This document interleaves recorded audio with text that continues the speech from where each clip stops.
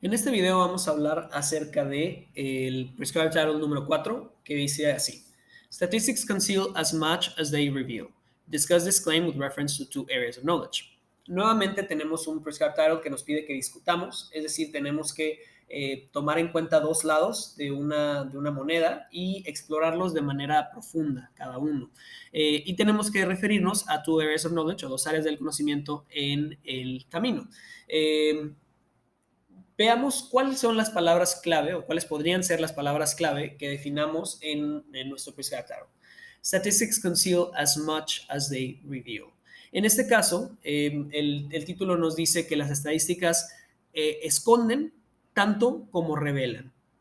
Y creo que en el mundo de hoy en día y al entender cómo las estadísticas han hallado su límite de utilidad para nuestro mundo, hoy en día es fácil ver, estar de acuerdo con el tema, ¿no? O sea, veamos, por ejemplo, cómo en México hemos creado un gran debate alrededor de las estadísticas respecto al coronavirus, ¿no? Por un lado, el presidente nos dice que hemos logrado contener o más bien mantener a raya un escenario catastrófico como el que vivió Italia, por ejemplo, respecto del virus. Y por otro lado, tenemos a los críticos de la administración que dicen que, sin embargo, las estadísticas de mortalidad en las grandes ciudades del país nos revelan que el coronavirus es probablemente entre las primeras causas de muerte para los mexicanos este año, ¿no? Hay ciudades donde se ha visto escaladas en las estadísticas de mortalidad. Por ejemplo, si el año pasado tuviste 100 personas que se murieron en un lugar, este año estás viendo en el mismo mes 140 personas, asumiendo que los factores estacionales y de vida son comunes y que bien puede haber incluso una reducción de mortalidad. Normalmente de año a año vemos una reducción, aunque sea muy mínima, de mortalidad en muchos lados, porque la medicina es mejor, porque el estándar de vida aumenta, y este año estamos viendo aumentos drásticos, ¿no? De hasta el 40% en algunos lados. Esa estadística nos puede revelar un montón, pero si yo te doy la estadística, por ejemplo, de las personas que ingresan, de las personas que se sospecha coronavirus, solamente se mueren unas pocas, esa estadística puede esconder un montón. Entonces, por un lado, las estadísticas nos pueden revelar cosas y por otro lado las estadísticas nos pueden esconder. Y allí el diablo está en los detalles, ¿no? La forma en la que construyes la estadística, por ejemplo, la mortalidad del coronavirus. Debemos medir cuánta gente muere, por ejemplo, a partir de la gente que se contagia, o cuánta gente muere a partir de la gente que entra al hospital, cuánta gente muere a partir de las personas que les conectan un respirador. Eh, Vamos a ver que mientras más vayamos restringiendo esa estadística, el número que vamos a obtener va a ser distinto, y que frecuentemente una acusación que se hace de las personas que hacen estadísticas es que las manipulan para darnos números que sean más cómodos para nosotros mismos.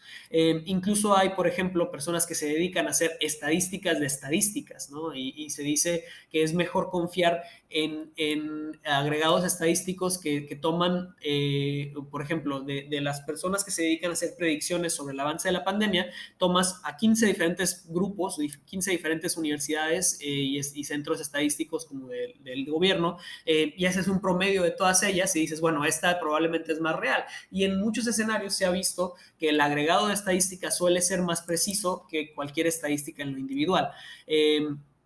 Pero bueno, ya me estoy extendiendo bastante. También hablemos, por ejemplo, de cuándo a veces usamos las estadísticas para confiar en ellas como si fueran reales. Por ejemplo, en 2016 todos estábamos pensando que Donald Trump era una broma y que iba a ser un recuerdo bizarro de un año anterior, y ahora pensamos que vivimos en un universo paralelo porque las estadísticas nos mintieron, ¿no? Las estadísticas nos enseñaron que la mayoría de la población americana confiaba más en una política que tiene experiencia y una política que es razonable, e incluso es la continuación del legado de un presidente que fue bastante popular en su momento. Nosotros confiábamos en que esas estadísticas nos estaban diciendo la verdad acerca de quién iba a ganar la elección, cuando, por ejemplo, las estadísticas de voto popular en Estados Unidos tienden a ser engañosas, porque a fin de cuentas, en el sistema de elecciones de Estados Unidos no gana quien tiene más personas que votan por él, sino quien tiene más estados que votan por él. Y en la distribución territorial, Donald Trump no aplastó, pero sí superó con bastante margen a Hillary Clinton. Entonces, la estadística de cómo contamos quién iba a obtener tener la elección, escondió quién iba a ganar realmente la elección. Aquí tenemos mucha tela de donde contar. Yo les acabo de dar dos áreas del conocimiento, las ciencias naturales y aquí las ciencias humanas, en términos de ciencia política.